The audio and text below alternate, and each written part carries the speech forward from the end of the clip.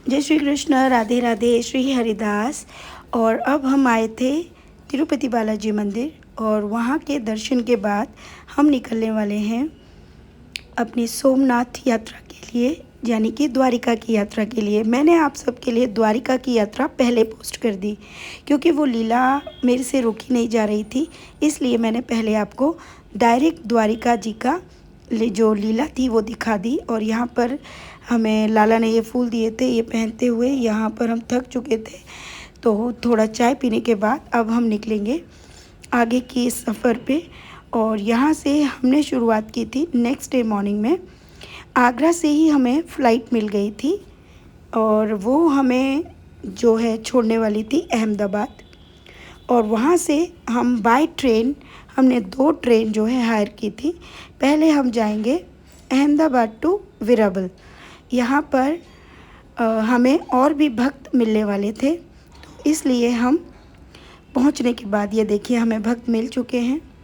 और यहाँ पर हम मैया से और दूसरे भक्त से भी मिल चुके थे और अब हम जाने वाले। अब हम लोग वेट कर रहे हैं ट्रेन का। मैया कह रही है कि मैंने मेकअप नहीं किया, तूने ऐसे ही वीडियो बना लिया। अब मैया कहेगी तूने ये भी बोल दिया। मैंने कहा कोई बात नहीं, बिना मेकअप क्या हो मैया, बहुत सुंदर लग रही हो। उसके बाद अब हम पहुंच चुके हैं सोमनाथ के लिए। यहाँ से हम बाय ऑटो जा रहे हैं और यहाँ पर पास में ही हमने एक छोटा सा रूम ले लिया था सोमनाथ के लिए। तो यहाँ पर सोमनाथ में 2 मंदिर हैं। सोमनाथ मंदिर तो है ही, साथ में वहाँ पर एक पुराना मंदिर और एक जो नया मतलब जो अभी नव निर्माण जिसका हुआ था वो मंदिर। तो हम दोनों ही मंदिरों में जाएंगे। पुराने मंदिर में हमने रुद्राभिषेक और आपकी जो जितनी पूजा थी वो वहाँ करवाई थी और हमने ध्वजा अर्पण नए वाले सोमनाथ मंदिर में करवाया था। देखिए अंदर ना वीडियो ले जाना थोड़ा मना है। यहाँ का प्रांगण बहुत ही बड़ा और विशाल था। सुबह हम दर्शन करके आ चुके थे। इससे पहले हमें त्रिवेणी संगम करना था। जब हम त्रिवेणी संगम पर आए तो हमने देखा पानी का स्तर बहुत कम था, लेकिन था तो संगम ही, हमें तो भाई स्नान करना था। सब ने कहा कैसे करोगे भाई, अगर इच्छा है तो आप कैसे भी स्नान कर ही सकते हो। तो हम भी शुरू हो गए हैं स्नान के लिए, क्योंकि इतनी दूर से आए हैं। तो ये 3 नदियों का जो संगम है ये है हिरण, कपिला और सरस्वती। इन तीनों त्रिवेणी का संगम लेना मेरे लिए तो बहुत अनिवार्य है, क्योंकि इतनी दूर से आकर हम ये स्नान नहीं छोड़ सकते। तो जी बैठ के ये देखिए हमने स्नान करना यहीं पे शुरू कर दिया और इस प्रकार हमारा त्रिवेणी स्नान हो चुका है।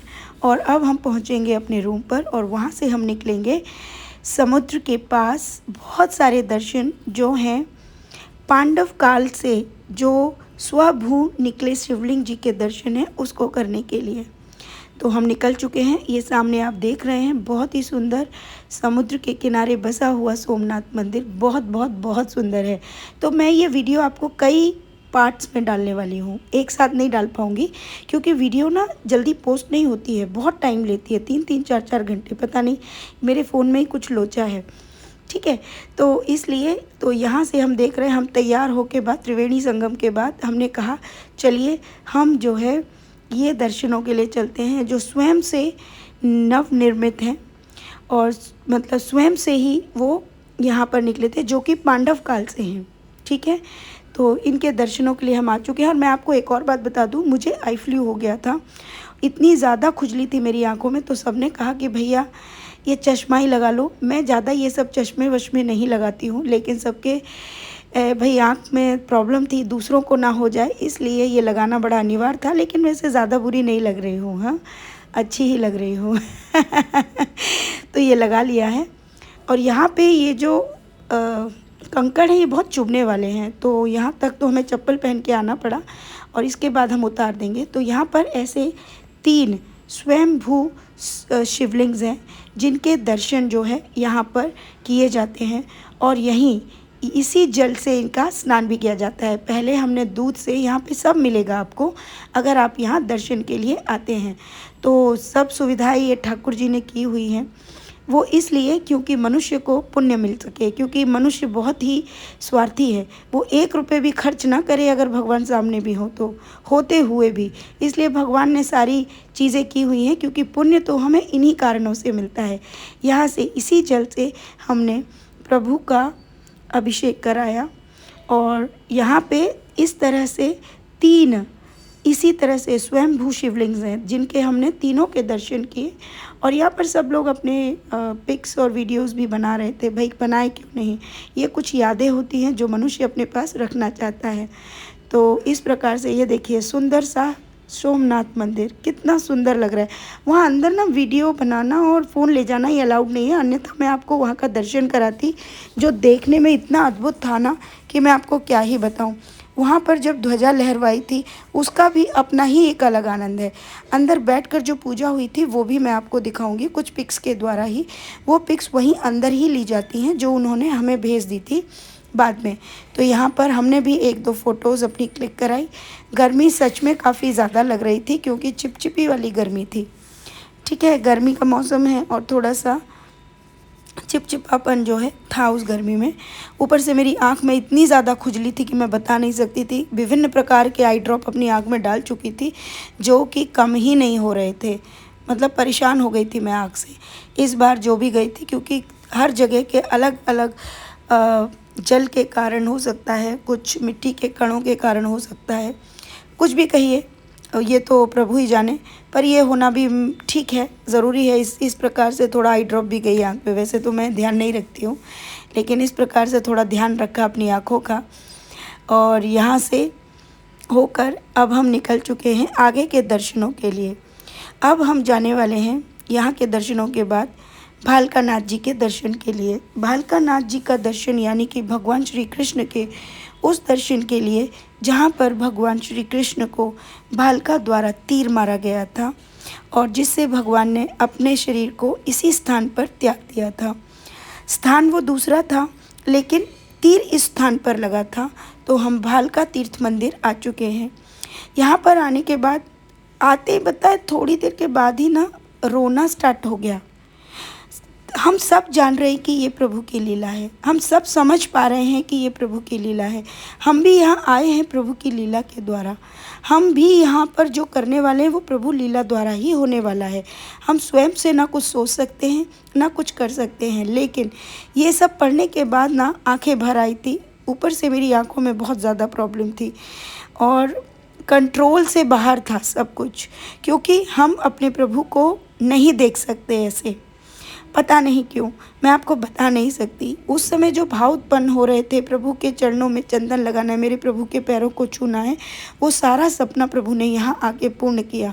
मैं आपको बताती हूँ, उन सब के वीडियो भी आपको छोटे छोटे शॉर्ट्स में देखने को मिलेंगे। लंबा वीडियो हो जाने के कारण मैंने काफ़ी शॉर्ट्स इसमें कट किए हैं। वो सारे शॉर्ट्स आपको छोटे छोटे वीडियोस जो आएंगे, शॉर्ट वीडियोस, उसमें आपको देखने को मिलेंगे। प्रभु का इतना सुंदर स्वरूप यहाँ है, लेकिन उसको देखने के बाद भी मतलब अश्रु नहीं रुक सकते, क्योंकि हम अपने प्रभु से इतना प्रेम करते हैं ना कि हम उनकी ये लीला भी नहीं देख सकते। यहाँ पर ये सीन मेरे लिए, मैं आपको बता नहीं सकती क्या है। उनके पैरों तक जो है हम गए थे, अंदर पूजा करवाई थी और प्रभु चंदन लेप से लेकर सारी पूजा जो भी होती है वो सब हमने यहाँ पर करवाई थी। और ये सब होना हमारे लिए बहुत ज़रूरी था, वरना हम अपने आप को कंट्रोल नहीं कर पाते, क्योंकि हम सभी बहुत अधिक भावुक थे और प्रभु की इस लीला को समझ पाना हमारे बस में नहीं था। अंदर भी कुछ कार्य जो है प्रभु के मंदिर में चल रहा था। प्रभु इतने सुंदर स्वरूप में यहाँ पे थे कि मैं आपको क्या ही बताऊँ। उनके चेहरे पर जो मुस्कान थी ना, वो देखते बनती थी, लेकिन हम मुस्कान देख ही नहीं पा रहे थे। मुझे तो मतलब मैं अपनी क्या कहूँ, जो भी भक्त मेरे साथ थे, पीड़ा थी, बहुत ज़्यादा पीड़ा थी। और ऐसे लग रहा था कि प्रभु क्या ही लीला करते हैं और इन लीलाओं को हम मनुष्य देख पा रहे हैं, सुन पा रहे हैं, या उसको स्वयं में होते हुए देख रहे हैं। वो अनकंट्रोल्ड है, अनकंट्रोल्ड, मतलब बहुत ज़्यादा। मेरा तो चेहरा ही पूरी तरह सूज चुका था, क्योंकि हम जब से सोमनाथ पहुँचे थे, मतलब द्वारिका के शुरुआत से ही हम लोग का रोना बंद नहीं था, क्योंकि हर जगह पे हमारी स्थिति बहुत अलग थी। हर कोई सिर्फ रोने के सिवा कुछ कर नहीं रहा था, सिर्फ रोना। और मैं आपको क्या बताऊँ, यहाँ से आप काउंटर से सेवा टिकट्स लेने के बाद यहाँ पर आप जो भी सेवा करवाना चाहते हैं वो यहाँ पर होती है। प्रबंध काफ़ी अच्छा था यहाँ पे, और वो सब आप देख चुके हैं। हमने आप सबके लिए वीडियो बनाया है। और यहाँ पर भी प्रभु के मंदिर पर ध्वजा लहराने से लेकर जो जो सेवा हम कर पाते वो सभी सेवाएं प्रभु ने यहाँ पर पूर्ण करवाई। और उसके बाद हम लोग बाहर आ चुके थे, क्योंकि अब यहाँ पर ध्वजा लहराई जाएगी। अंदर की सेवा हो चुकी थी और सेवा के वो वीडियो आपको आगे मिलेंगे। यहाँ पास में ही छोटे छोटे शिवलिंग और भगवान शिव के बहुत सुंदर सुंदर से मंदिर जो हैं स्थापित हैं, उनके भी हमने दर्शन किए। बहुत बहुत अच्छा लग रहा था। ये सारी चीज़ें तभी हो पाती हैं जब मनुष्य पर प्रभु की अनंत कृपा हो। उनके इतने सुंदर दिव्य स्थानों के दर्शन उनकी कृपा के बिना या अधिक पुण्यों के बिना नहीं हो सकते। पुण्य अर्जित करने के लिए मनुष्य को अपने आप में बहुत से परिवर्तन करने होते हैं। सबसे पहला परिवर्तन, आपको स्वार्थ छोड़ना होगा, क्योंकि जब तक आपके अंदर स्वार्थ होगा आप इन पुण्यों को प्राप्त नहीं कर सकते हैं। यहाँ से सभी सेवाएं होने के बाद अब हम ध्वजा दर्शन के लिए एक स्थान पर खड़े हो गए और वहाँ से हमने ध्वजा के दर्शन किए और प्रभु के नए ध्वजा के लहराने तक का हम इंतज़ार करने लगे। और यहाँ से ये सभी सेवा होने के बाद अब हम आगे की ओर निकल चुके थे, क्योंकि यहाँ पर बहुत सारे दिव्य स्थान हैं जिनके दर्शन भी हमें आज ही करने थे।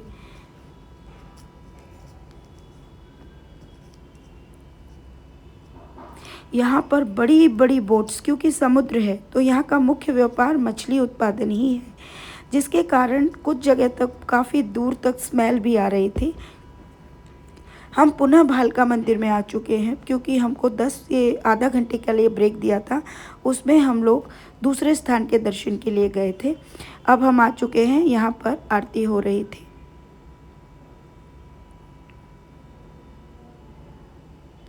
जैसा कि आप सब देख रहे हैं, प्रभु का बहुत बहुत बहुत सुंदर स्वरूप है। इतने सुंदर प्रभु कि मैं क्या ही बताऊं, मतलब उनके चेहरे से नज़र नहीं हटेगी आपकी, इतने सुंदर प्रभु।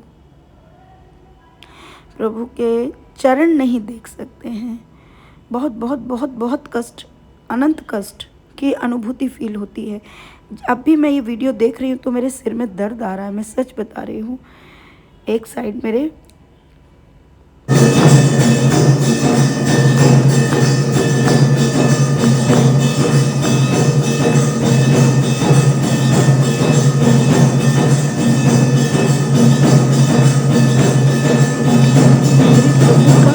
क्या वर्णन करूँ, मेरे पास शब्द नहीं।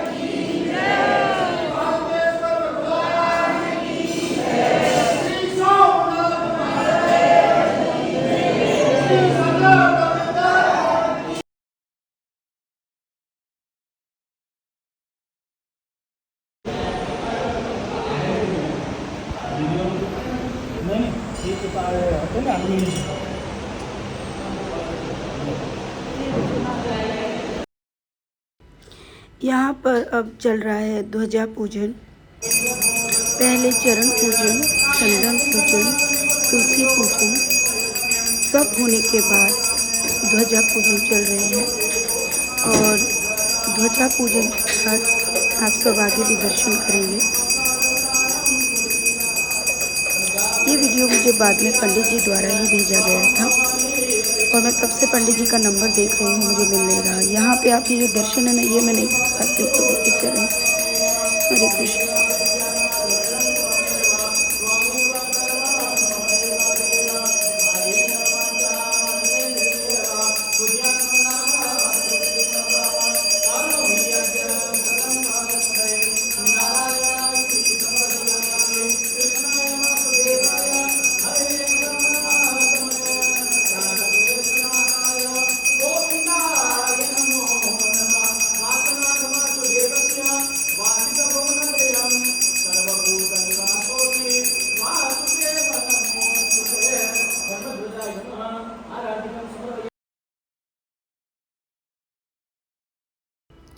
और यहाँ के बाद ध्वजा के लेकर हमें 4 प्रभु की प्रदक्षिणा करनी है मंदिर की पूरी।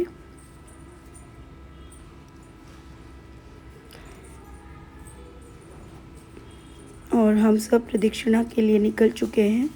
पूरे मंदिर की हमें ध्वजा लेकर प्रदक्षिणा करनी होती है।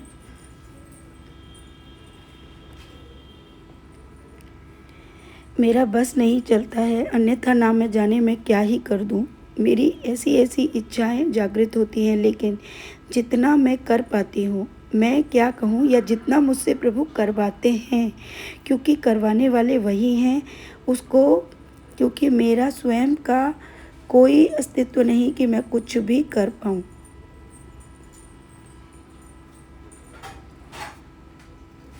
और यहाँ पर सब हो जाने के बाद हम आगे आ चुके हैं और अब हम थोड़ा इंतज़ार करेंगे, क्योंकि ध्वजा लहराने वाले भैया 15 मिनट के बाद आएंगे। और यहाँ पर हमने एक बहुत सुंदर सा ये सीन देखा, जिसमें एक बहू जो है अपनी सासू माँ के पैर दबा रही थी। अब मुझे ये नहीं पता कि ये बहू हैं या जेठानी है या देवरानी है या बुआ है, पता नहीं, लेकिन जो भी है ये देखकर मैं बहुत बहुत अच्छा फील कर रही थी। अब यहाँ पर देखिए ध्वजा अब लहराई जाएगी और हम नीचे बैठकर देख रहे हैं। और यही ध्वजा मुझे प्रभु ने प्रसाद में दी है। सभी तीर्थों की ध्वजा प्रसाद में ठाकुर जी दे चुके हैं।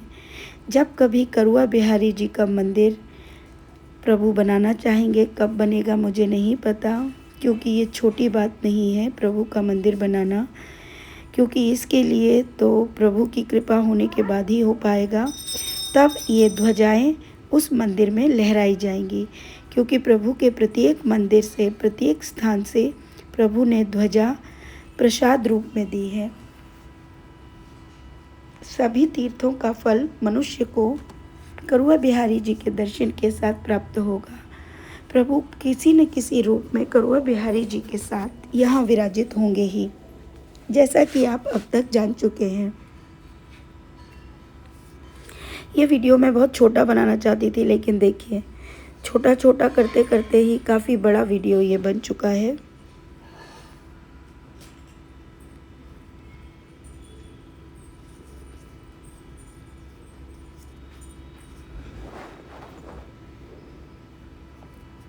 ये सब चीज़ें बिना कृपा के हो ही नहीं सकती हैं, क्योंकि कोई मनुष्य ये सब नहीं करवा सकता। ये तो तभी होती हैं जब स्वयं प्रभु इसे करवाते हैं। यकीन मानिए, मनुष्य में सामर्थ्य नहीं है किसी भी स्थिति से, ना शारीरिक, ना वैभव से, ना आर्थिक से।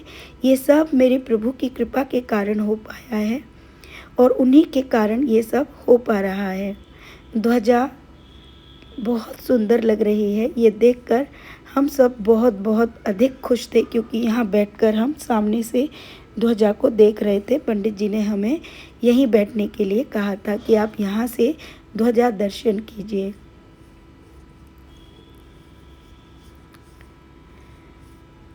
ये जो भैया ध्वजा लहराते हैं ना, ये भी बड़ी पुण्य आत्मा होती हैं, तो इनको सदैव अच्छी न्योछावर देकर सदैव इनका मनोबल और अधिक बढ़ाना चाहिए।